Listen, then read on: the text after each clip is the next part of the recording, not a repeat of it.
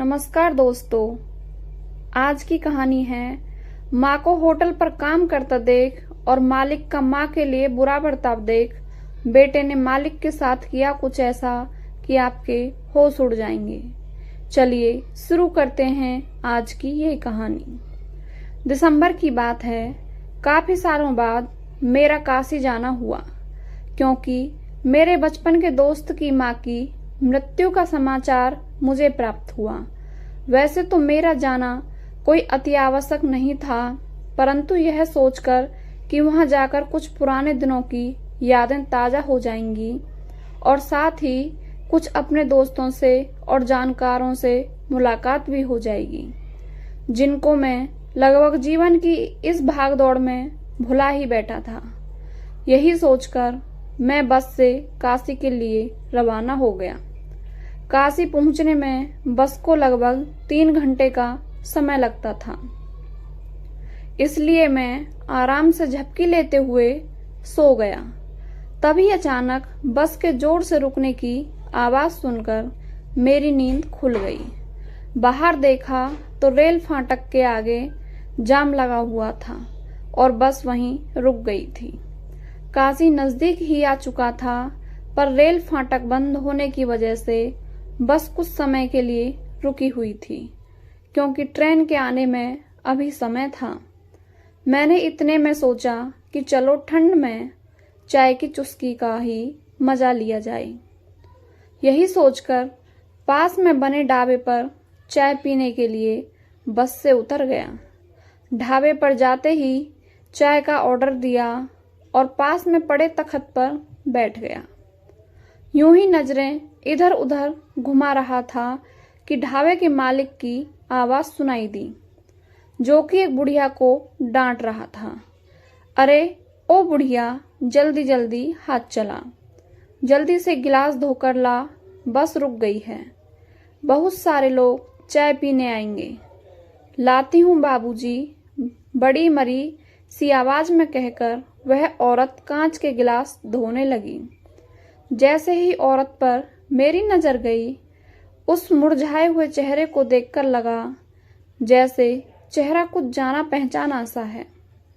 ऐसा लगा जैसे इसको मैंने कहीं देखा हुआ है, पर कहाँ देखा है कुछ याद नहीं आ रहा था। जल्दी ही दिमाग के घोड़े सरपट दौड़ने लगे। इसे कहाँ देखा है? जितना दिमाग पर जोर डाल रहा था उतना ही समझ नहीं आ रहा था। जगह जगह से फटी हुई साड़ी से सिर ठीक ढक भी नहीं पा रहा था। कुछ चांदी से चमक थे बाल उस फटे पल्लू में से चमक रहे थे। काला सलवटों वाला मुरझाया चेहरा सोच सोच कर भी कुछ याद नहीं आ रहा था। फिर होगी कोई, यही सोचकर अपने अकल के घोड़ों को विराम दिया, क्योंकि तब तक एक छोटा सा लड़का चाय लेकर बगल में आ खड़ा हुआ और बोला, बाबूजी चाय ले लो। उस लड़के से गिलास थामा और चाय पीने लगा। इतने में देखा तो ट्रेन भी आ चुकी थी। मैं अपनी चाय पीकर और पैसे देकर बस की तरफ बढ़ा। बस काशी के लिए फिर से रवाना हो गई और बस स्टैंड पर आकर रुक गई। वहां से रिक्शा पकड़कर मैं थोड़ी देर में ही मोहित के घर पहुंच गया। घर पर शोक का माहौल था। मैंने भी मोहित के पास पहुंचकर चाची की मृत्यु पर अपना दुख जताया। वह मुझसे लिपट गया। उसे कतई उम्मीद नहीं थी कि मैं वहां पहुंच चुका हूं, क्योंकि मेरा तबादला होने की वजह से मैंने अपना घर बार बेचकर जेवर में ही अपना ठिकाना बना लिया था और कभी इस तरफ आने की जरूरत ही महसूस नहीं हुई। कई बार यार दोस्तों के बच्चों की शादी के कार्ड आए, पर व्यस्तता के चलते आना नहीं हो पाया। मोहित मेरा बचपन का जिगरी दोस्त था। उसकी माँ को मैं चाची कहकर पुकारता था। वह भी मुझे एक बेटे जैसा प्यार देती थी। यही कारण था कि उनकी मृत्यु का समाचार सुनकर मैं स्वयं को रोक नहीं पाया। और कहते भी हैं कि सुख में भले ही न जाओ, पर दुख में जरूर जाना चाहिए। मोहित ने भी काफी शिकायत की। यार तू तो हमें भूल ही गया, बड़ा आदमी जो बन गया है अब हम जैसे छोटे लोगों से क्यों मतलब रखेगा। तब मैंने उसे समझाते हुए कहा, नहीं भाई, ऐसी कोई बात नहीं है। नौकरी की जिम्मेदारियों की वजह से ही मैं निकल नहीं पाया।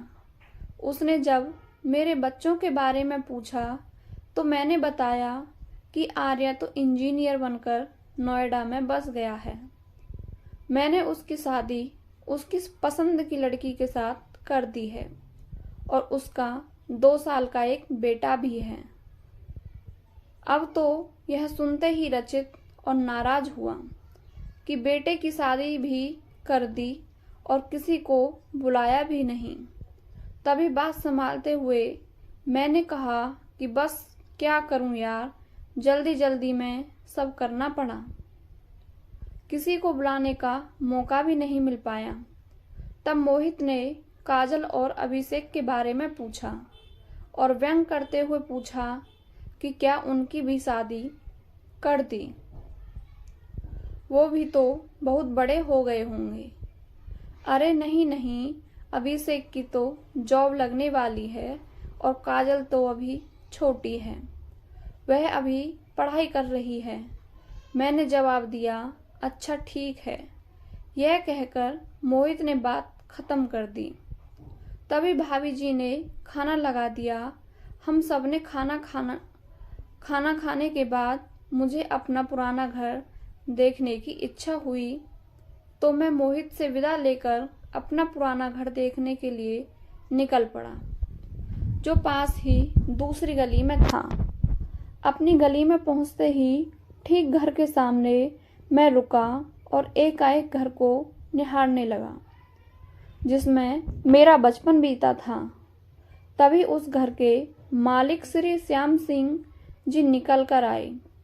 उन्होंने मुझे पहचान लिया और मुझे आदर सहित घर के अंदर बुलाया। मैं घर के अंदर गया और बैठ गया। तभी मेरे घर के ठीक सामने वाले घर पर मेरी नज़र गई। घर के बाहर से काफ़ी बदल गया था। वह राकेश का घर था, जिन्हें मैं प्यार से दादा कहकर पुकारता था। वह उम्र में मुझसे काफ़ी बड़े थे। उनकी पत्नी रीना भी थी, जो उनसे उम्र में आधी थी।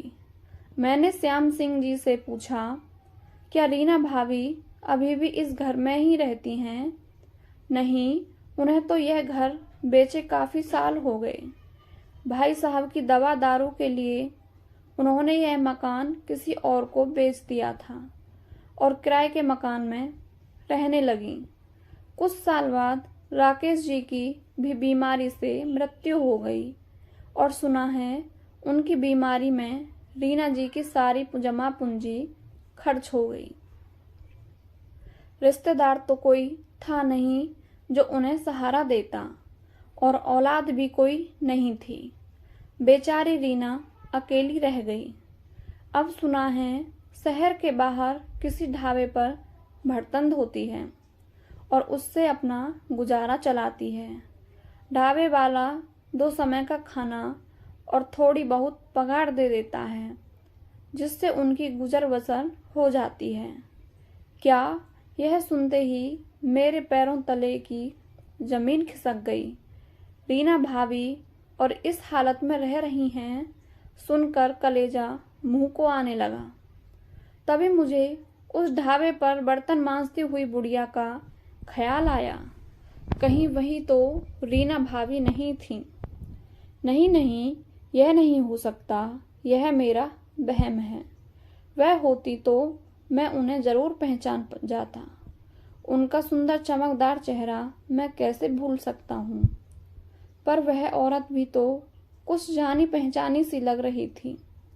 अपनी जिज्ञासा शांत करने हेतु मैंने श्याम सिंह जी से पूछा, क्या आप जानते हैं वह किस ढाबे पर काम करती हैं?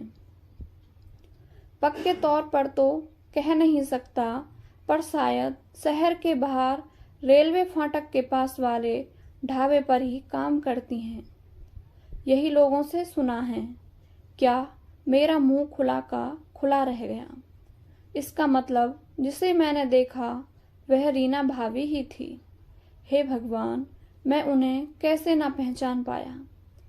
क्या उनकी शक्ल इतना बदल गई है? अब तो मेरा मन किसी बात में नहीं लग रहा था। मैंने श्याम सिंह जी को जल्दी से नमस्कार कर निकल पड़ा। मैं शीघ्र अतिशीघ्र ढाबे पर पहुंचना चाहता था और रीना भाभी से मुलाकात करना चाहता था। उनकी इस दशा का कारण जानना चाहता था। जल्दी से रिक्शा पकड़कर मैं उस ढाबे तक पहुंच गया। नज़र घुमाकर इधर उधर देखा तो वह नज़र नहीं आई। फिर मैंने उस छोटे से लड़के को पुकारा जिसने मुझे दोपहर में चाय दी थी। मैंने उस लड़के से पूछा कि वह महिला कहाँ है जो दिन में गिलास मांज रही थी। तब मुझे वहाँ इशारे से ढाबे के पीछे ले गया जहाँ रीना भाभी बर्तनों के ढेर के साथ बैठी थीं और बर्तन मांज रही थीं। उनका ध्यान बर्तनों पर था, इसलिए मुझे नहीं देखा। अब की बार मैंने उनका चेहरा ध्यान से देखा तो तुरंत पहचान गया। अरे, यही तो मेरी रीना भाभी थी, राकेश की पत्नी। इनका चेहरा इतना बदल जाएगा मैंने सपने में भी नहीं सोचा था। रीना भाभी कहकर मैंने पुकारा तो उन्होंने सिर उठाकर मुझे पहचानने का प्रयास किया, पर शायद मेरे पक चुके सफ़ेद बालों की वजह से पहचान नहीं पाई। कौन उनके मुंह से निकला। मैं बोला, सुमित, आपका देवर, आपका पुराना पड़ोसी। कुछ याद आया? ओह, सुमित बाबू नाम सुनते ही यह झट से पहचान गई। अरे, कितने सालों बाद मिले हूँ। बाल पक गए हैं और चेहरा, मोहरा और डील डॉल भी बदल गया, इसलिए पहचान नहीं पाई। आप यहाँ कैसे और मैं यहाँ हूँ, आपको कैसे पता चला? कुछ सुकचाते हुए उन्होंने मुझसे पूछा। शायद अब तक अपनी बदहाल स्थिति का उन्हें ध्यान आ गया था। हाथ धोकर अपनी फटी साड़ी के पल्लू से हाथ पोंछते हुए उठ खड़ी हुई और बोली, आप यहाँ कब आए? आपको तो गए हुए एक जमाना बीत गया। कोई खोज खबर भी नहीं ली और आपके राकेश दादा भी मुझे छोड़कर चले गए। आंखों में आंसू भरकर रीना भाभी बोली, हाँ, पता चला आज ही। एक दोस्त की माँ की मृत्यु का समाचार सुनकर आया था, तभी राकेश के बारे में भी पता चला। आप तो जब से यहाँ आ गए हो हम सबसे नाता ही तोड़ दिया। कोई खोज खबर भी नहीं ली। आज इतने बरस बाद कैसे इस शहर की याद आई? बस भाभी, क्षमा चाहता हूँ, काम में इतना व्यस्त हो गया था कि आने का समय ही नहीं निकाल पाया। रहने दो, आने का मन होता तो ऐसा ना कहते। जिसका मन होता है वह देर सवेर समय निकाल ही लेता है। तुम घर बार छोड़कर ऐसे गए कि किसी की सुध ही नहीं ली, और तो और अपना जो पता देकर गए उस पर चिट्ठी डाली तो वह भी वापस लौटकर आ गई। ओ, मुझे नहीं पता, जिस किराए के घर में मैं यहाँ से गया था वह घर तो मुझे 6 महीने में ही छोड़ना पड़ा। नया पता आपको मैं दे नहीं पाया। मैं इसके लिए आपसे क्षमा प्रार्थी हूँ। अच्छा, अब रहने भी दो। और यह बताओ कि मेरा बेटा आर्या कैसा है? अब तो वह बड़ा हो गया होगा। क्या मुझे अब भी याद करता है? हे भगवान, मैं भी कैसी पागल हूँ। इतने बरस हो गए उससे मिले, इस बुढ़िया को तो भूल गया होगा। उसको तो मैं याद भी नहीं होंगी। नहीं भाभी, उसे आप अच्छे से याद हो। वह आपको कैसे भूल सकता है? एक आप ही तो थीं जिसने आर्या को सगी माँ से बढ़कर प्यार किया था। नहीं तो आशा ने तो उसे कभी अपना समझा ही नहीं, हमेशा तिरस्कार ही किया। नहीं, सुमित बाबू, ऐसा ना कहें। आशा भी तो उसे बहुत प्यार करती थी। चलो छोड़ो उन बातों को, आप बताइए आपकी यह हालत कैसे हो गई और राकेश की मौत कब हुई? बस पूछो मत सुमित बाबू, तुम जब चले गए तो मेरा तो जैसा सहारा ही चला गया। बीमार तो तुम्हारे दादा तुम्हारे सामने ही रहने लगे थे। तुम्हारे जाने के बाद उनकी बीमारी धीरे धीरे बढ़ती गई। वह टीबी के शिकार हो गए। मोहल्ले वालों ने भी आना जाना छोड़ दिया। मैंने कुछ समय तो जैसे तैसे गहने बेचकर उनका इलाज कराया। जब उन्हें और कई बीमारियों ने घेर लिया तो मैंने यह मकान बेचकर किराए का घर ले लिया और काफ़ी सारा पैसा उनकी बीमारी में लगा दिया। बीमारी बढ़ती गई और पैसा ख़त्म होता गया। आखिर एक दिन तुम्हारे दादा की सांस भी थम गई और वह मुझे अकेला छोड़कर चले गए। मैं भरी दुनिया में अकेली रह गई। बहुत से लोगों ने मेरी जवानी पर गंदी नज़र डालकर मुझे नोचना चाहा, पर मैंने इस समाज का मजबूती से सामना किया। घर घर जाकर काम मांगना चाहा तो मेरी जवानी ही मेरी दुश्मन बन गई। कोई मुझे काम देने को राजी नहीं हुआ। तब यहाँ शहर से दूर आकर मैंने इस ढाबे पर बर्तन धोने की नौकरी कर ली। यह भला आदमी निकला। इसने मुझे 2 समय का खाना व रहने की कोठरी दे रखी है। किसी तरह बस गुजर बसर हो रही है। अब तो मौत ही शीघ्र आ जाए, यही ईश्वर से प्रार्थना है। नहीं नहीं, ऐसा मत कहिए भाभी। तभी ढाबे का मालिक भाभी को ढूंढता हुआ आ गया और उन पर जोर से चिल्लाने लगा, अरे बुढ़िया, तो यहाँ बैठकर क्या गप्पे लगा रही है? बर्तन कौन साफ करेगा? तेरा बाप क्या? नहीं नहीं बाबूजी, अभी धोती हूँ। यह कहकर रीना भाभी सक पकाकर उठ खड़ी हुई। मुझे तो बहुत जोर का गुस्सा आया और उस आदमी का गिरेबान पकड़कर बोला, तुम्हें क्या इतनी भी शर्म नहीं है कि एक भली औरत से कैसे बात करते हैं? अजी रहने दो, भली औरत तुम्हारी क्या लगती है? तुम इसे कैसे जानते हो? तब कहाँ थे जब यह मुझसे गिड़गिड़ाकर काम मांगने आई थी? पता नहीं कहाँ कहाँ से चले आते हैं चाहने वाले। अगर इतनी ही परवाह है तो अपने घर क्यों नहीं ले जाते? यह सब सुनते ही मैं गुस्से से बेकाबू हो गया और उसके मुंह पर एक तमाचा जड़ दिया। तमाचा पड़ते ही वह बौखला गया और जोर जोर से आवाज़ देकर उसने अपने नौकरों को बुला लिया। तुरंत ही 4-5 लड़के वहां आ गए और मुझे वहां से धक्का मारकर भगाने लगे। रीना भाभी आंखों में आंसू लिए खड़ी रह गईं। उन्हें भी ढाबे वाले से शायद ऐसी उम्मीद नहीं थी। वह चुपचाप जाकर अपने बर्तन धोने लगी। मैं हक्का बक्का वहां से निकल पड़ा और रीना भाभी की कोई सहायता नहीं कर सका, जिसका मुझे रास्ते भर अफसोस रहा। घर आकर मन बहुत उदास हो रहा था। किसी काम में मन नहीं लग रहा था। आशा ने जब जानना चाहा तो तबीयत ठीक नहीं है का बहाना बनाकर कमरे में सोने चला गया। पुरानी यादें एक एक कर आंखों के सामने ताज़ा होने लगीं। मुझे वह दिन याद आ रहा था जब राकेश रीना भाभी से शादी करके उन्हें घर लाए थे। रिश्ते की एक मौसी ने उनका भरपूर स्वागत किया। शाम को राकेश ने एक दावत पर हम सब दोस्तों को भी बुलाया। खाना रीना भाभी ने ही बनाया था और खाना बहुत ही स्वादिष्ट था। जब उन्होंने बैठक में आने के लिए भाभी को पुकारा तो बंगाली परिवेश में सजी धजी भाभी उपस्थित हुई। रीना भाभी काफ़ी सुंदर थी। उनकी उम्र लगभग 25 के आसपास रही होगी। राकेश ठहरे 50 के आसपास।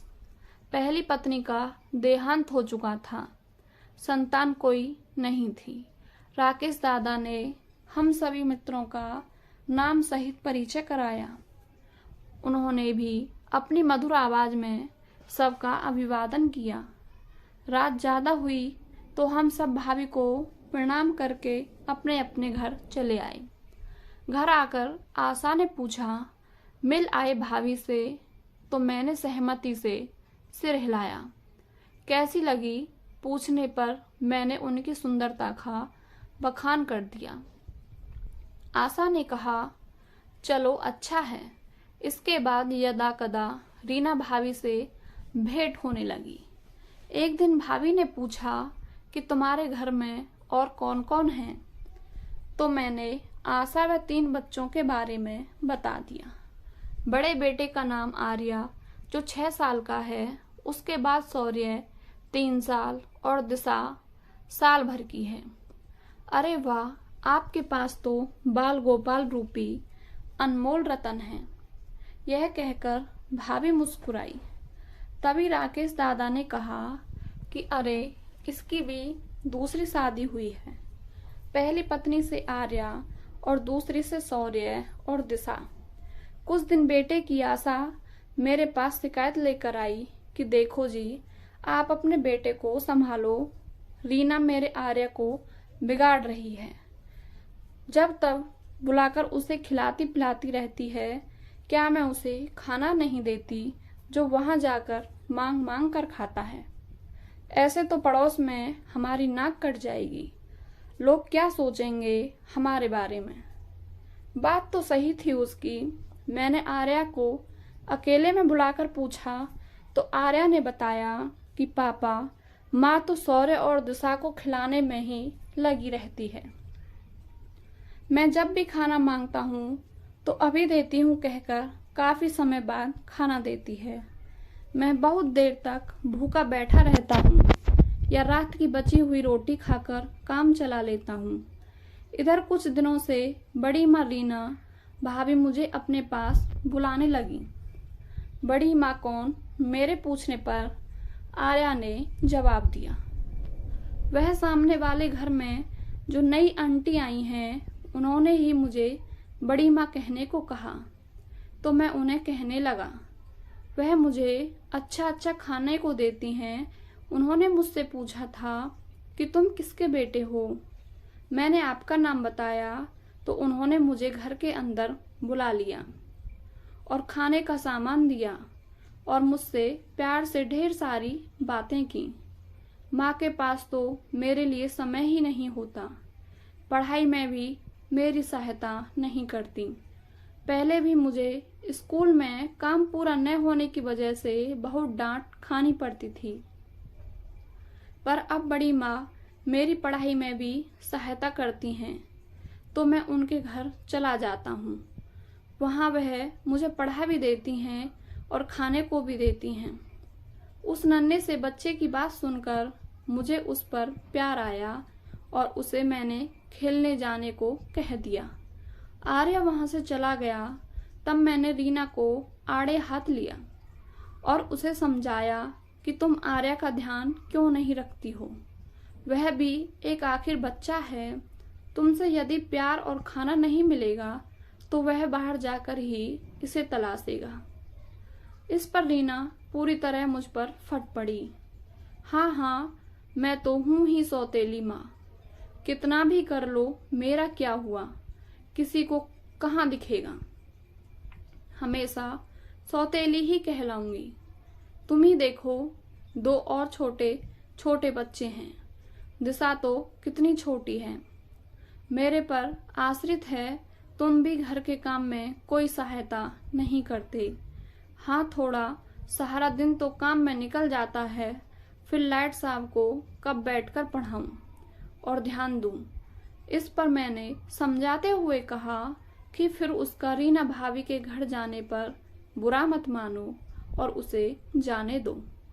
वह वहाँ उसकी पढ़ाई में भी सहायता करती है और बच्चा समझकर खाने को भी कुछ दे देती है। उसमें कोई बुराई बात नहीं है।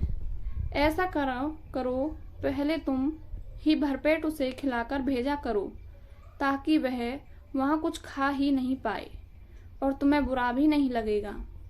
मेरे सामने तो रीना ने सहमति जताई मुझे पता था करेगी वह अपने मन की ही, तो मैंने चुप रहने में ही भलाई समझी। दिन बीते, साल बीते, बेटा आर्या का रीना भाभी के घर जाना बढ़ गया। रीना भाभी का प्यार उस पर बढ़ता ही जा रहा था। आर्या माँ के सामने तो कुछ नहीं बताता, परंतु चुपचाप मुझे अकेले में अपनी बड़ी माँ की तारीफ करता रहता और बताता कि वह कैसे पढ़ाई में उसका सहयोग करती हैं। उनकी बदौलत ही वह कक्षा में प्रथम स्थान पर आया, जिससे मैं भी आर्य भाभी का कृतज्ञ हो गया। एक तो छोटी सी नौकरी, ऊपर से 3-3 बच्चों का खर्चा। उस वक्त आर्या को ट्यूशन पढ़ाने की हालत में भी नहीं था, इसलिए भाभी की एक छोटी सी सहायता भी मुझे बड़ी नजर आ रही थी। रीना अंदर ही अंदर तो चिढ़ती थी, परंतु जब मैंने उसे पढ़ाई का हवाला दिया तो वह चुप रह गई। एक बार की बात है, सर्दी के दिन थे, आर्य को बहुत तेज बुखार चढ़ गया। कई दिनों तक वह रीना भाभी के घर नहीं जा पाया, इसलिए रीना भाभी ही उसकी कुशल क्षेम पूछने घर आईं और आर्या के लिए ढेर सारे फल लाईं। परंतु बुखार था कि उतरने का नाम ही नहीं ले रहा था। मैंने पास के डॉक्टर से इलाज करवाया, पर उसे बीमारी समझ नहीं आ रही थी। तब रीना भाभी एक बड़े डॉक्टर को घर लेकर आई और उसने आर्या की अच्छी तरह से देखा तो उसे टाइफाइड का अंदेशा हुआ। उसके लिए उसने टेस्ट करवाए। इन सब में रीना भाभी ने ही मेरी सहायता करी। जब मैंने उनका धन्यवाद करना चाहा और कहा कि मैं बाद में पैसे चुका दूंगा, इस पर लगभग नाराज हुए बोली, सुमित बाबू, आप मुझे क्या पराया समझते हैं? आर्या मेरा भी तो बेटा है, इसे मैं अपने बेटा जैसा ही प्यार करती हूँ। इसके लिए जो कुछ भी करूँ वह मेरे लिए कम ही होगा। और हाथ जोड़कर अपने घर चली गई। दिन बीते और आर्या ठीक हो गया और मैं भी अपने काम में मशगूल हो गया। कभी कभी राकेश दादा मुझे अपने घर बुला लेते थे और शतरंज की बाजी जम जाती थी। कुछ दिनों बाद राकेश दादा की भी तबीयत खराब रहने लगी। रीना भाभी मुझे संदेश देकर डॉक्टर को बुलाने को कहती और मैं बिना ना नुकर करे डॉक्टर को बुला लाता, पर राकेश दादा पर दवाइयों का असर कम होता जा रहा था। अब वह अक्सर बीमार रहने लगे थे।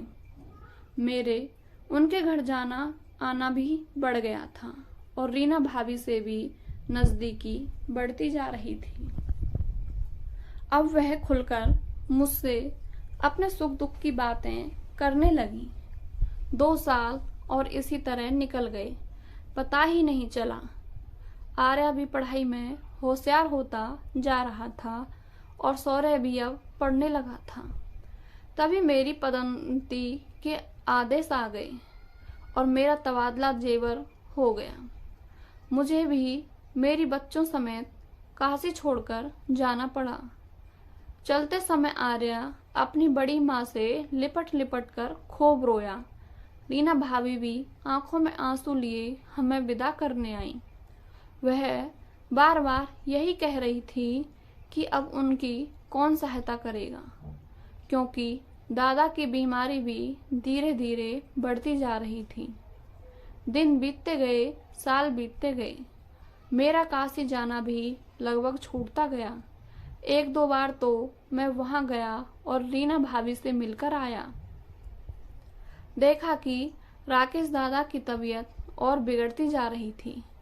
किसी तरह भाभी घर और उनको संभालते हुए थी।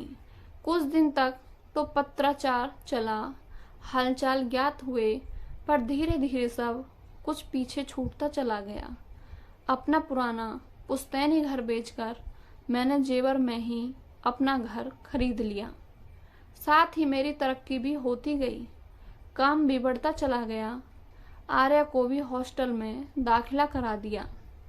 वह पढ़ने में भी होशियार होता चला गया। उसकी नींव भाभी ने पहले ही मजबूत कर दी थी। उसका ही शायद ऐसा असर हुआ कि वह खुद पढ़ने का शौकीन हो गया और हर क्लास को प्रथम श्रेणी में उत्तीर्ण करता हुआ इंजीनियर बन गया। शौर्य ने भी इस साल MBA कर लिया और अब जॉब की तैयारी कर रहा है। दिशा भी अपनी पढ़ाई में व्यस्त है। समय कैसे पंख लगाकर उड़ता है। अब तो मेरे बालों में भी सफेदी झलकने लगी है। आखिर 20 साल का फासला कम नहीं होता। इतने बरस में बहुत कुछ बदल जाता है और लगभग बदल भी चुका था। यह सोचते सोचते कब आंखें लग गईं पता ही नहीं चला। सुबह उठा तो अपने काम में मसरूफ हो गया। शाम को घर आया तो फिर रीना भाभी की याद सताने लगी। कैसे वह ढाबे वाला उनकी बेइज्जती कर रहा था, कैसे गुजर बसर कर रही थी। सब कुछ मेरी आंखों के सामने नाचने लगा।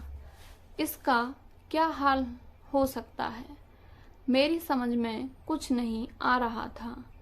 उनकी कैसे सहायता कर सकता हूँ, यह सोच सोच कर मैं परेशान हो रहा था। तभी एक हफ्ते बाद आर्या का फ़ोन आया और उसने बताया कि मेरी तबीयत कई दिन से खराब है, जिसकी वजह से कभी राधा को तो कभी उसे छुट्टी लेनी पड़ रही है। क्रच वाले भी ढंग से बच्चों का ध्यान नहीं रखते, जिसकी वजह से मुन्ना बीमार पड़ गया है। आर्या वहाँ बहुत परेशान था।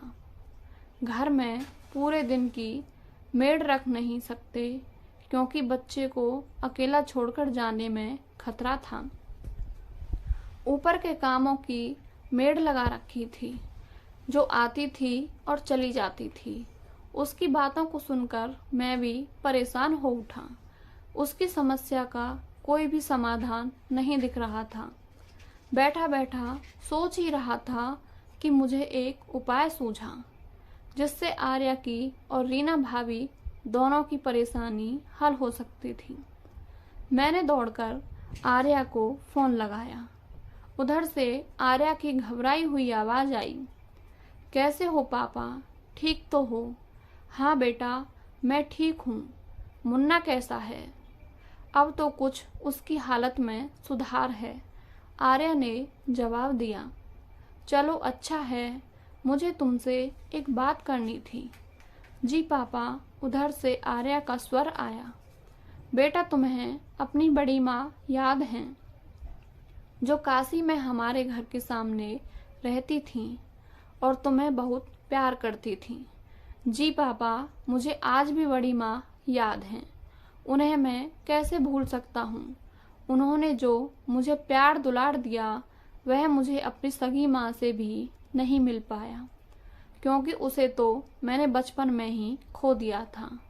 हाँ बेटा, उन्हीं के बारे में तुमसे कुछ बात करनी थी। अभी अभी कुछ दिनों पहले किसी कारणवश मेरा काशी जाना हुआ और सौभाग्यवश बड़ी माँ से सामना हुआ। उनकी हालत जो देख कर आया हूँ उसे मैं बयां नहीं कर सकता। और फिर मैंने जो देखा था वह सारा ब्यौरा उसे बता दिया। सुनकर आर्या को भी बहुत दुख हुआ। उसने पूछा, इस बारे में मैं कैसे उनकी सहायता कर सकता हूँ? तब मैंने उसे समझाया कि मेरे मन में एक ख्याल आया है कि तुम अपनी बड़ी माँ को अपने साथ रख लो, जिससे उन्हें भी सहारा मिल जाएगा और मुन्ने को भी अच्छे से देखभाल करने वाली माँ मिल जाएगी। आइडिया तो अच्छा है पापा, पर इसके लिए मुझे राधा से भी सलाह लेनी पड़ेगी। आखिर उसकी सहमति भी तो आवश्यक है। मैं अकेले से ही निर्णय नहीं ले सकता। अच्छा बेटा, ठीक है, पर इस बारे में ज़रूर सोचना और मुझे शीघ्र अवगत कराना ताकि इस समस्या का निवारण हो सके। जी पापा, कल इस बारे में आपसे बात करता हूँ, कहकर आर्या ने फ़ोन रख दिया। अगले दिन आर्या का फ़ोन आया। उधर से जो कुछ भी उसने कहा उससे मेरी आंखों की चमक बढ़ गई।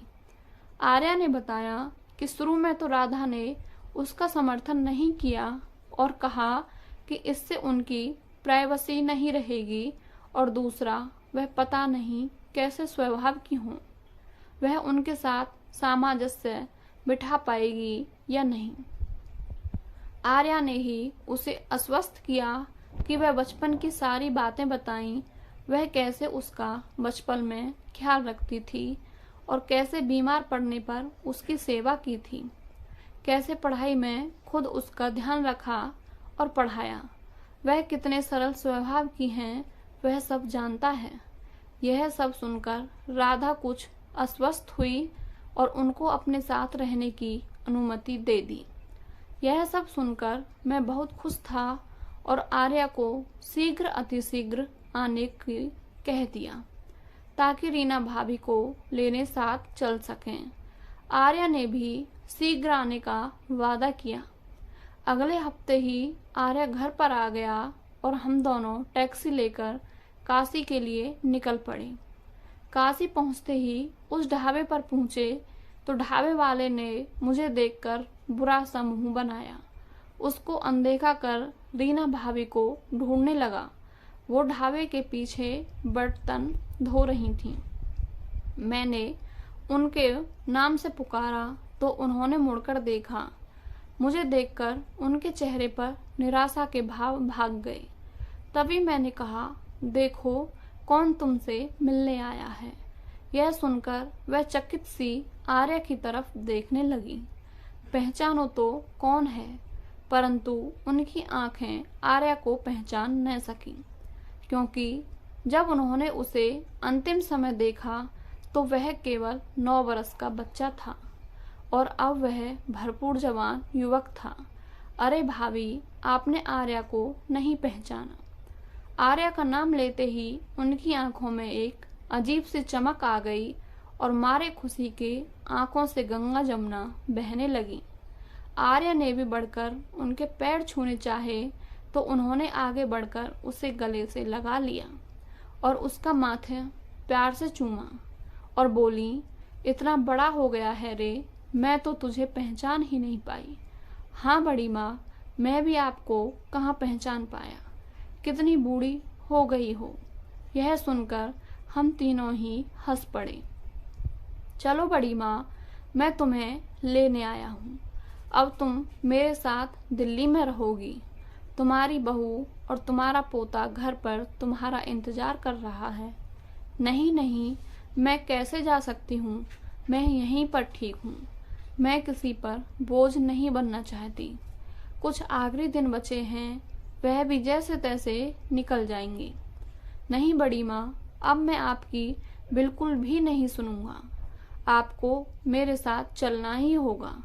यह कहकर आर्या ने रीना भाभी का हाथ पकड़कर अपनी तरफ खींचा। तब मैंने भी समझाया, रीना भाभी, आर्या अकेले दिल्ली में अपनी बीवी बच्चों के साथ रहता है। तुम इसके साथ रहोगी तो बच्चों की भी देखभाल हो जाएगी और तुम्हें भी सहारा मिल जाएगा। वहां तुम्हें कोई काम नहीं करना पड़ेगा, केवल आया के ऊपर नजर रखनी होगी।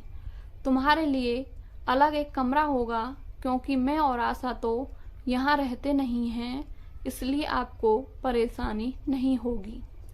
अब थोड़ा थोड़ा रीना भाभी को मेरी बात समझ में आ गई थी। अब रीना भाभी चलने के लिए तैयार हो गई।